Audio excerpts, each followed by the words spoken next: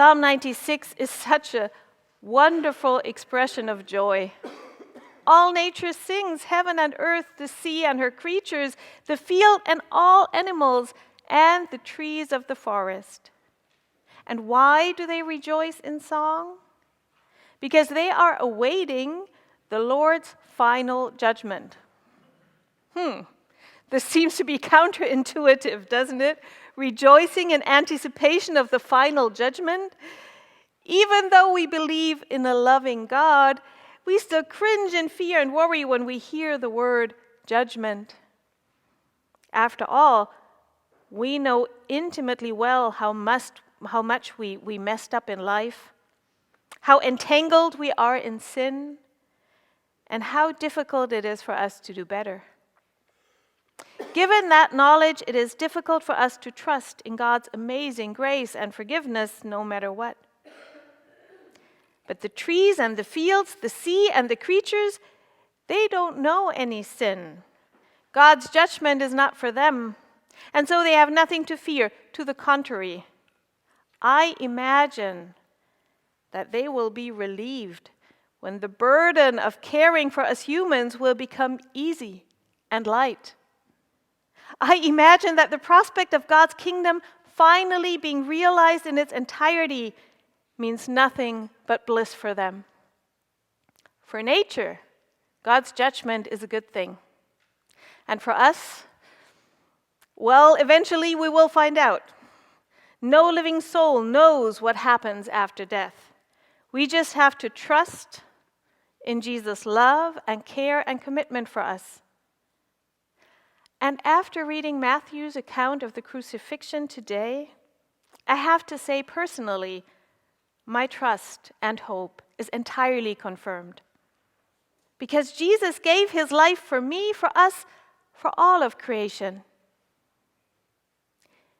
In this account, no friendly face is around Jesus from the time he is arrested until the time of his death.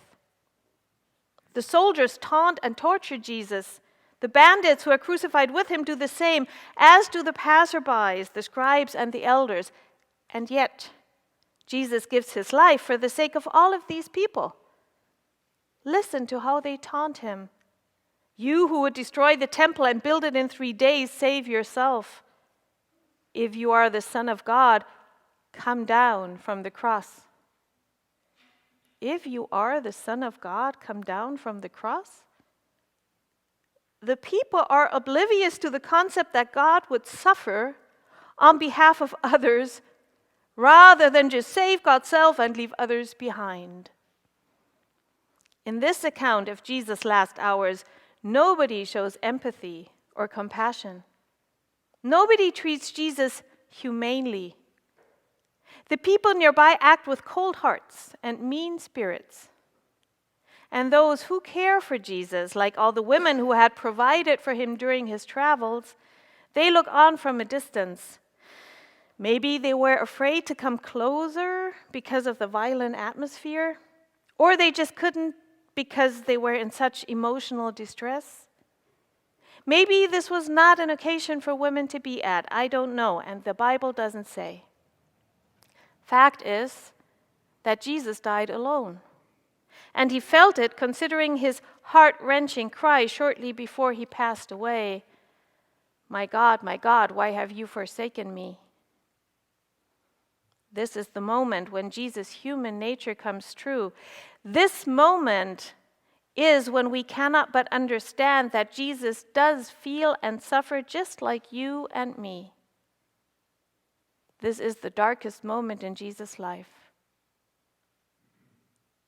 But I was mistaken when I said he died alone. Nature was with him. Nature felt with him.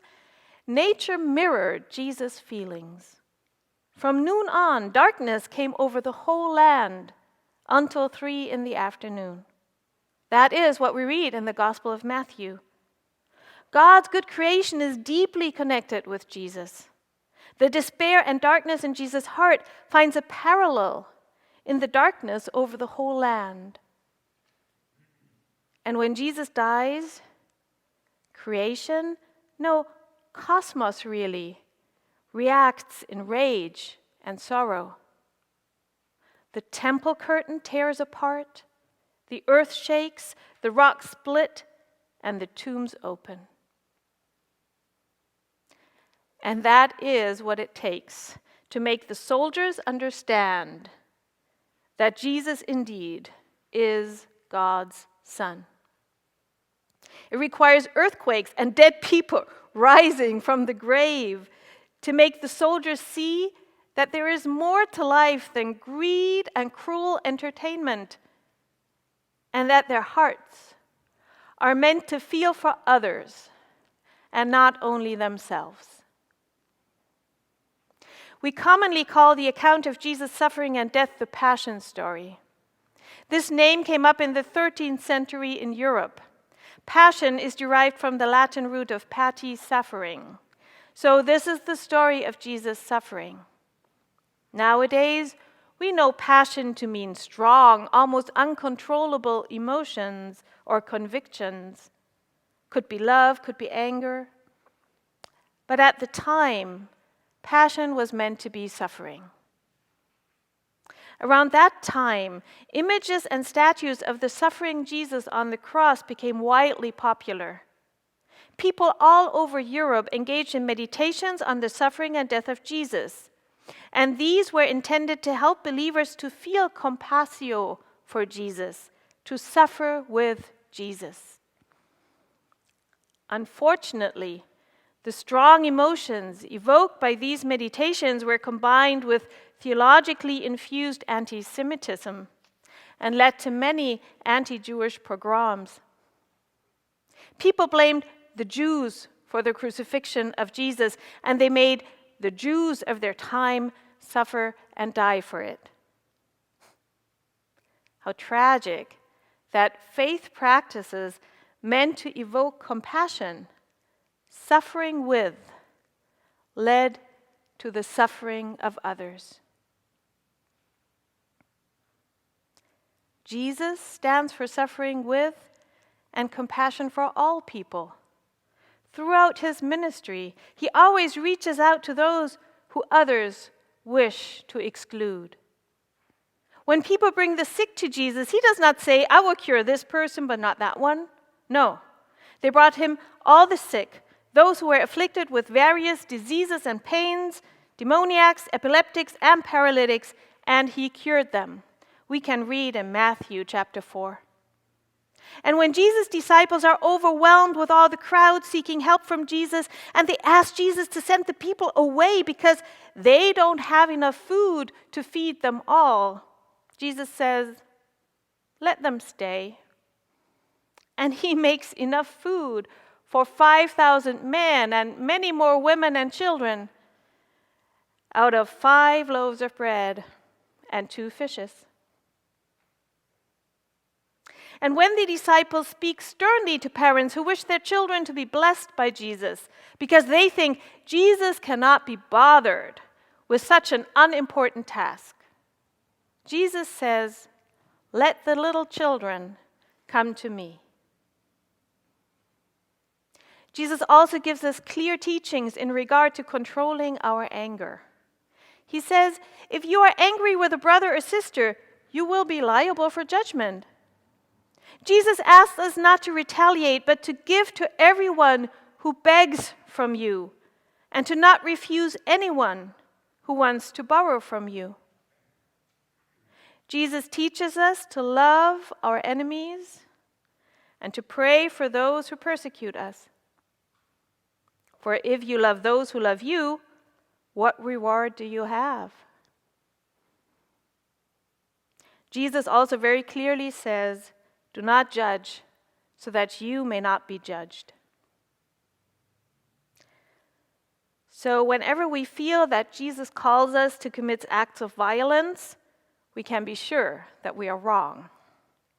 Whenever we feel that Jesus puts righteous anger into our hearts because so-and-so has done this and that and deserves our wrath in Jesus' name, we can be sure that we are wrong. Sometimes Other people are dangerous for us to be around because they are the ones committing acts of violence or injustice against us. Jesus wants us to be safe, so do what you need to be safe, but do not add to the cycle of violence and injustice yourself. And remember that in this passion story in the Gospel of Matthew, it is in nature that Jesus' suffering and loneliness is expressed. When the people are silent, cosmos speaks loudly.